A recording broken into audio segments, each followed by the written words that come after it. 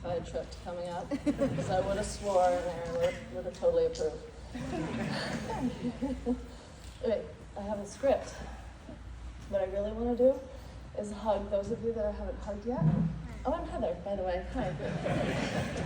I'm really good at this. Erin and I grew up together. I did watch Mahoney and I was like, oh, it's going to be perfect. This is going to be great. I have a script, but I feel very compelled to thank some people. And that's not a script, so forgive me if I mess this up. Jean and Mike, thank you for making Erin. She, obviously, one of my very favorite people in the history of people. Thank you. Seriously. Will, thank you for being awesome enough for Erin to love you the way she loves you. And thank you for making these two incredible humans that are gonna just carry this whole thing on. I'm gonna go back to the script. Yep. I think it's best. I really do. I do.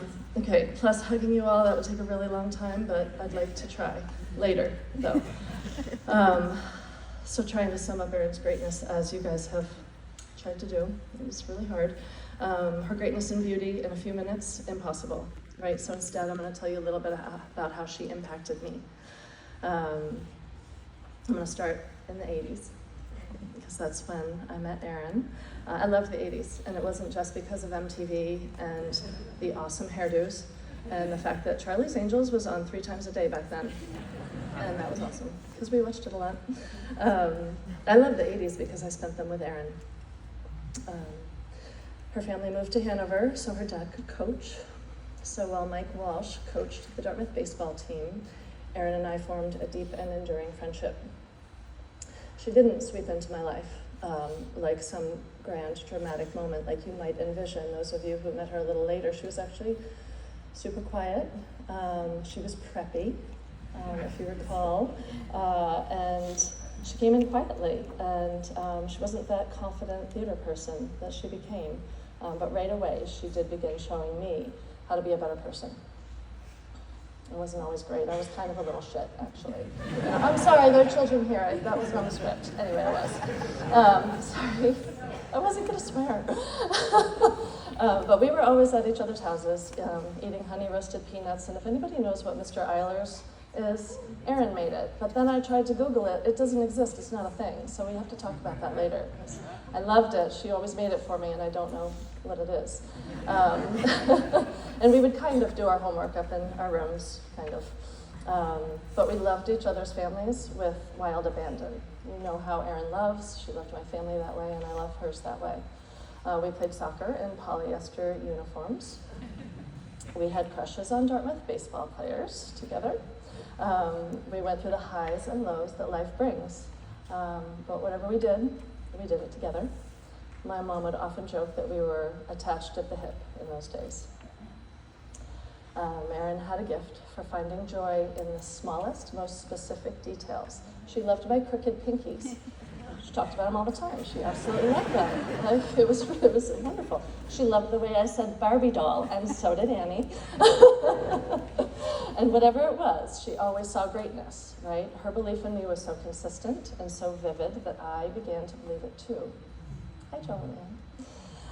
One of our favorite stories is from when we were in 8th grade, hanging out at the Dartmouth gym. Since her dad was who he is, we were allowed to just roam free. I'm not sure that was a great idea, but we did. And so this day we had the whole room to ourselves, the whole gym, and it was dark, and it was a little bit creepy at times. And for reasons I cannot explain, I decided to give the uneven bars a try. Okay, I was a soccer player. I am not a gymnast. I wasn't then, and I am definitely not now. But Erin watched me walk up to those bars like I was about to perform an Olympic routine. The belief she had in me was contagious. So with all the confidence in the world, I approached those bars. It was awesome because I got up there and I did, I think, just one swing. And somehow my body, I fell, I let go somehow, and my body bounced off of the floor, off the mat, so completely hysterically that we laughed about it all day. With that big Erin laugh where her whole body is involved. Then we laughed about it the next day, and actually we laughed about it for about 40 years. Yeah. That was her favorite story to tell about me. But that was Erin, right? She would watch me attempt greatness with total faith. And the words, "Dode, you are a freaking rock star." And when I missed the mark entirely, we laughed until our stomachs hurt. And then she made me feel as though it had all been greatness all along. She did that every time. So much love. Erin's love was never subtle. She didn't just take care of people, she celebrated them out loud with a dramatic flair and a full heart. When she saw something great in you, you all know this already. I just had to put words to it. I had to say something, but you all know this.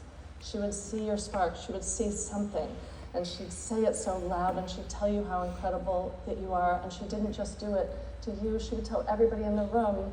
This isn't also on the script, but I loved it later in life when I would call Erin, and Will would walk into the kitchen, and Erin would be like, "Well, it's dope." Like it was the most important news that he had received that day. She just made me feel amazing. So, back to the script. Okay, Erin, I know you all have felt this before. She didn't just see us. She revered us. She elevated us. Her belief in us magnified our strengths. It softened our flaws and gave us the courage to show up a little more fully in the world. Her perception of me was such an important part of who I am. I can hear her voice saying, "I love you, Dode. You're awesome." Just like Roger. So here's how Erin made me feel. She made me feel like I mattered, like I was enough already, like I could fail and still be worthy of her magnificent love. Like life was beautiful, and weren't we lucky to be a part of it? Like I could fall flat and still be held up on a pedestal. And like friendship could be the purest kind of love. So how do we honor a person like that? I think we become her legacy. We look at people the way Erin looked at us. We tell someone they're extraordinary. We lift each other up just for being who we are. We laugh when we fall on our faces, and we let love be sincere, generous, and unapologetically loud, even with a touch of aggression at times. I think that's fair. She would want me to punch you in the face. Because her love doesn't end here. I firmly believe that. It lives on in every one of us lucky enough to have been loved by her. And if we're brave enough to pass it on, she's never really gone.